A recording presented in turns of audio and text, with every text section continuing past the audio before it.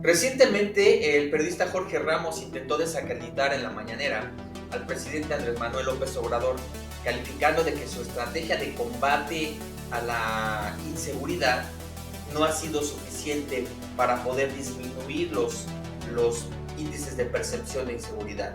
Por el contrario, antes de comentar algo importante, es necesario señalar que la percepción de inseguridad se refiere a esa sensación o creencia de que uno está en peligro o riesgo de ser víctima de algún tipo de delito o violencia en su entorno.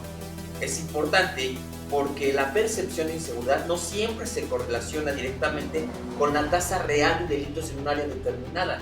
No es lo mismo que podamos tener una percepción de inseguridad aquí en la colonia y en la alcaldía donde vivo, a una percepción de inseguridad en un municipio de Michoacán, de Veracruz, de Sinaloa, de Chiapas, de Guerrero, de Monterrey, de Baja California, de Tamaulipas, en donde las circunstancias y el entorno, las circunstancias sociales y económicas y el entorno son completamente diferentes. No podemos generalizar un elemento de factor de sensación, que es un tema de percepción social, respecto a temas concretos y específicos que se deben de medir de manera diferente. Es cierto que esta percepción de inseguridad puede influyen en ella variedad de factores, como la exposición a noticias negativas, como a las experiencias personales que tenemos en nuestro entorno, derivadas de nuestro entorno socioeconómico, y también tiene que ver con la presencia real de la policía, entre otros factores. La percepción de inseguridad puede afectar significativamente la calidad de vida de las personas, en el comportamiento, las decisiones, así como las políticas públicas, porque son estrategias que implementan los gobiernos para poder combatir al crimen organizado o a la delincuencia. Este tema es importantísimo, tanto para los individuos como para las autoridades que se encargan precisamente de combatir y garantizar la seguridad del ciudadano. Pero aquí lo que llama la atención es la actitud del periodista Jorge Ramos. ¿Por qué? Porque no solo intentó desacreditar la estrategia del combate a la delincuencia por parte del gobierno federal, sino que su dinámica discursiva, que es un tema que nosotros abordamos en este programa de relaciones de poder, tiene mucho que ver con el manejo del concepto para desacreditar al gobierno, que relativamente sí ha tenido resultados en comparación a otros gobiernos.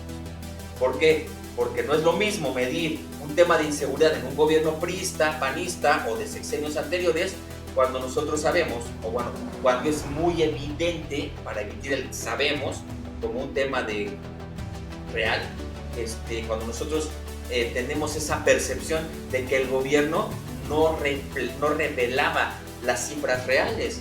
Eso era muy marcado que en gobiernos anteriores, cuando tú ibas al Ministerio Público a señalar una denuncia, no se registraban esos delitos. O sea, ni siquiera aperturaban las carpetas de investigación. Imagínense al momento de registrar homicidios de migrantes, homicidios de personas, porque ese es un tema también, si los homicidios se refieren a temas de ciudadanos nacionales, o los homicidios se refieren a ciudadanos que en un tránsito de Centroamérica y Sudamérica hacia Estados Unidos eran víctimas también de este tipo de delitos. Entonces, no es lo mismo documentar cifras reales a expresar en este gobierno, como si se registran ahora los homicidios. No pueden decir que en anteriores sexenios no se registraban para tratar de maquillar esas cifras. Entonces, no podemos desacreditar los resultados del gobierno actual. Es evidente que las cifras se incrementan, por ejemplo, como en el estado de Guanajuato, que es un gobierno panista, cuando ya no es posible maquillar cifras. Algo que era muy característico de gobiernos anteriores, maquillar cifras para reflejar un tema de gobernabilidad.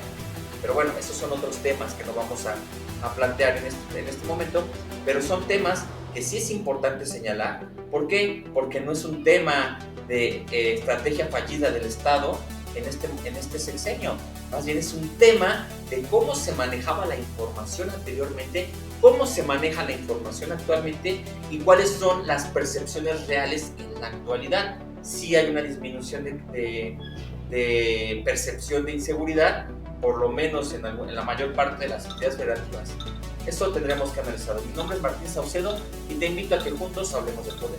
Sígueme, esto es Minuto y Medio.